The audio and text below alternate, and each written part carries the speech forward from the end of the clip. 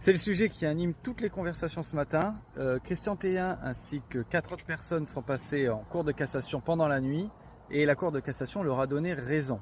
Alors ceux qui considèrent que les leaders de la CCAT doivent être condamnés pour ce qu'ils ont fait sont très en colère. Ceux qui soutiennent la CCAT, eux, sont très heureux et clament haut et fort qu'ils ont gagné. Mais là-dedans, qu'est-ce que ça signifie?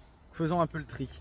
Ils avaient fait appel de leur détention provisoire, ils ont perdu et ils ont ensuite fait ce qu'on appelle un pourvoi en cassation. Le principe de la Cour de cassation, c'est qu'elle ne juge que la forme, c'est-à-dire qu'elle ne juge pas si cet appel est justifié, pas justifié, s'il devrait être incarcéré en métropole. Non, ce qu'elle va dire, c'est est-ce que le jugement s'est déroulé dans des circonstances qui sont conformes à la loi.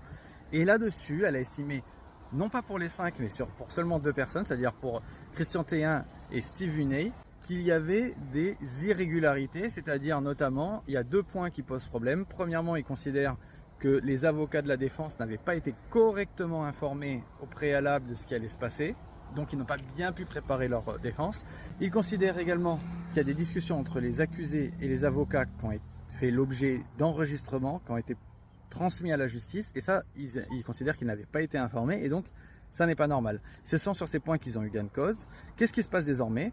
L'affaire retourne en cour d'appel, c'est-à-dire dans les prochains jours, semaines, très rapidement je pense, on va avoir un nouveau jugement en cour d'appel. Mais attention, je le redis, ça n'est pas pour savoir s'ils sont coupables ou pas coupables, on n'est pas arrivé au procès. C'est uniquement pour savoir s'ils doivent être mis en détention provisoire et surtout, est-ce qu'ils peuvent être incarcérés en métropole. C'était ça l'objet de leur appel. Donc c'est ce point-là uniquement qui est jugé. Donc tous ceux, c'est quand même assez légitime d'être en colère.